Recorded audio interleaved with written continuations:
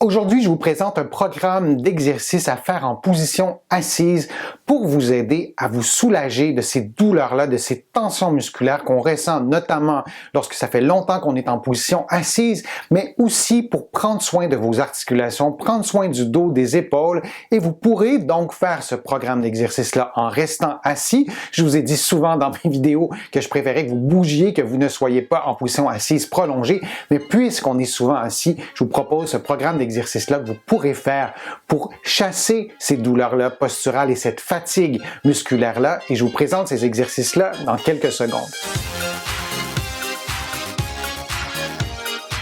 Je suis Denis Fortier. Si vous êtes nouveau ici sur ma chaîne YouTube, je vous conseille de vous abonner en cliquant sur le coin inférieur droit de l'écran. Je vous invite aussi à vous abonner gratuitement à mon infolettre en visitant mon site web, le www.denisfortier.ca. Vous allez aussi pouvoir prendre un rendez-vous en ligne. J'offre des téléconsultations et vous allez pouvoir aussi faire une contribution. Vous le savez, ça m'aide à développer et à produire de nouveaux contenus. Maintenant, le programme d'exercice que vous pourrez faire en position assise, je vous le présente et tous les exercices que je vous propose aujourd'hui vont vous faire travailler plusieurs régions du corps simultanément. Il y a 4 exercices qui travaillent vraiment plusieurs choses, la force, la mobilité. Il ne s'agit pas bien sûr d'exercices pour développer votre masse musculaire, mais bien d'exercices posturaux pour vous permettre d'augmenter votre endurance en position assise et vous libérer de ces douleurs-là au dos, au bas du dos, entre les omoplates et vous permettre d'être en meilleure santé, en meilleure forme. Le premier exercice se fait avec une bande élastique comme celle-ci. Alors moi, je l'ai déjà installée, j'ai placé la bande élastique sous mes pieds et vous allez prendre chaque extrémité de la bande élastique, évidemment, avec vos mains. Et les mouvements que vous allez faire, je vais vous montrer le premier. Vous allez faire un mouvement de flexion antérieure comme ça et vous allez redescendre tranquillement.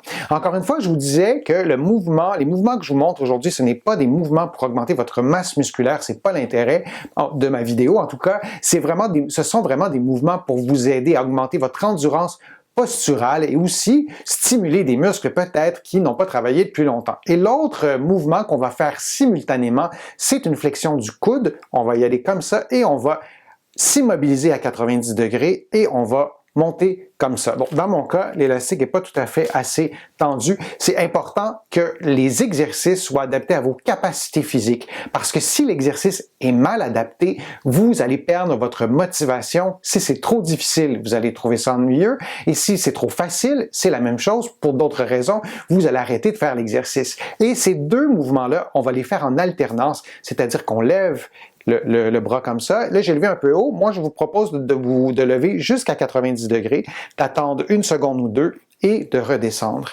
Et vous allez, toujours avec la main opposée, j'ai toujours ma bande élastique dans mes mains, vous allez faire une flexion du coude et vous allez vous immobiliser comme ça et vous arrêter à 90 degrés. Et vous allez lever, j'ai tendance à lever trop haut, vous allez lever le bras opposé de cette façon-là, vous relâchez complètement votre bras et vous pliez l'autre bras que vous allez garder à 90 degrés.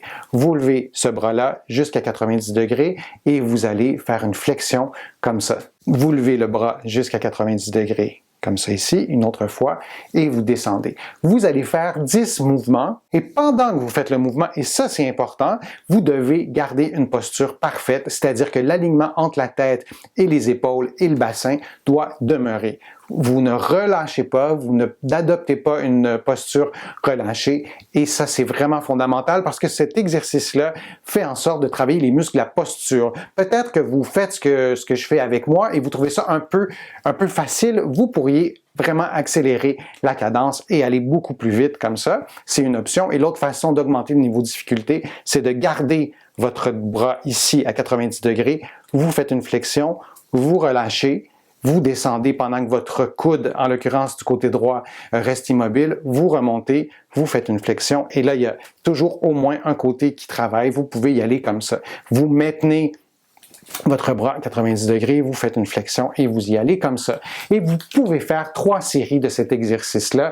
toujours sans douleur. C'est les mêmes consignes à chacune de mes vidéos. Lorsque je vous propose des exercices, aucun exercice ne doit reproduire une douleur ou ne doit augmenter la douleur. Le prochain exercice que je vous présente, c'est une rotation du tronc, mais on va aussi utiliser le membre supérieur. Je vous l'ai dit au début de ma vidéo, les exercices d'aujourd'hui font travailler plusieurs régions du corps en même temps. Comme ça, on sauve un peu de temps. On fait 4 exercices et on travaille beaucoup de régions du corps en demeurant en position assise. C'est ça l'idée de la vidéo. Vous allez placer votre main comme ça. Donc, ma main droite est derrière mon épaule gauche et avec ma main gauche que je place sur mon coude, je vais faire une rotation gauche et je vais aller le plus loin possible et en même temps, je vais faire une petite pression sur mon coude droit avec ma main opposée. Si je le fais de l'autre côté, je vais le faire d'une façon un peu plus fluide sans me concentrer sur les explications. Ça donne ça. Donc, ma main reste toujours sur mon coude et on fait ça de l'autre côté et on va tourner.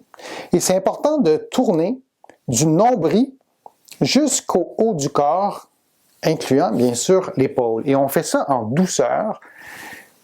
On va jusqu'au bout comme ça et on revient. Ça se peut que ça tire quand même pas mal dans votre dos, entre les omoplates, dans le bas du dos, peut-être le bras, et vous adaptez cette position-là à vos capacités physiques. Si vous ne pouvez pas faire un de ces mouvements-là parce qu'aujourd'hui vous avez mal en quelque part, je sais pas, moi vous avez une blessure au niveau de la coiffe des rotateurs, bien vous adaptez le mouvement. Si de placer votre bras comme ça, c'est trop difficile, vous le mettez moins loin.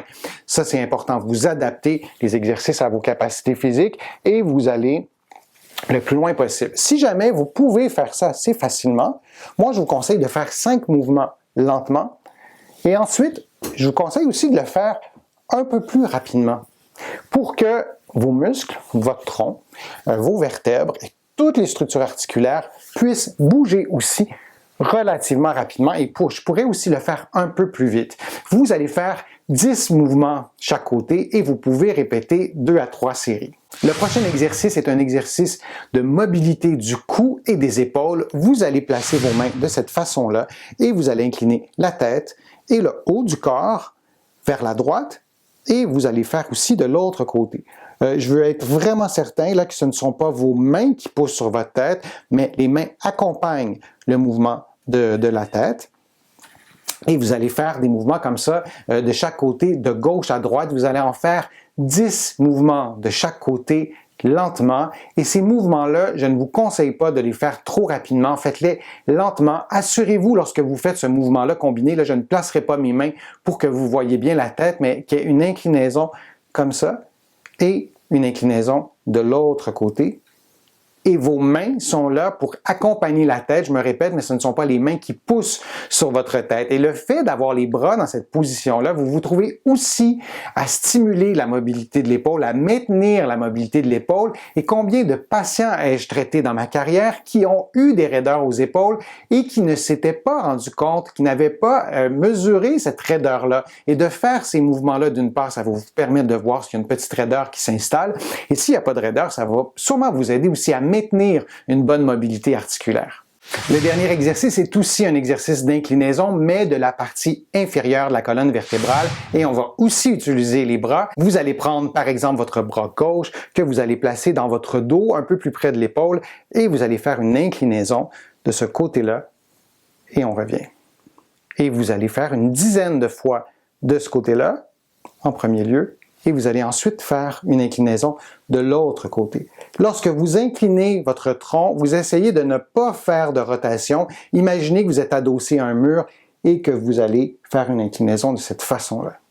Et vous faites une dizaine de fois de chaque côté. Ça va vous aider aussi à aller chercher plus de mobilité au niveau du tronc et ça travaille aussi vos épaules, ce qui peut être une très bonne chose. Lorsqu'on est longtemps en position assise, bien souvent, on arrondit les épaules, on va projeter la tête vers l'arrière. Donc, de travailler l'épaule, de travailler la région supérieure du corps, la tête, les épaules, les clavicules, les omoplates, en bougeant les bras, tout en bougeant aussi le bas du corps. Donc, d'avoir des exercices qui ont une approche un peu plus globale, ça peut vous aider à préserver votre santé articulaire et à rester en meilleure forme. J'espère que mes exercices étaient clairs, j'espère qu'ils vont vous être utiles. Si vous avez aimé ma vidéo, je vous invite à cliquer j'aime, à la partager sur vos réseaux sociaux. Vous savez, ça me donne plus de visibilité, ça m'aide à produire de nouveaux contenus. Je vous invite aussi à visiter mon site web. Vous allez trouver beaucoup de renseignements sur mon site, le www.denisfortier.ca. Vous allez aussi pouvoir faire une contribution. Vous le savez, ça m'aide à produire de nouveaux contenus. Et il y a une mine d'informations aussi dans mes livres qui sont disponibles un peu partout au Canada, en librairie et sur le web. Mes livres sont distribués à travers le monde, notamment en France, là aussi en librairie et sur le web. Je suis Denis Fortier. Je vous remercie beaucoup. À bientôt.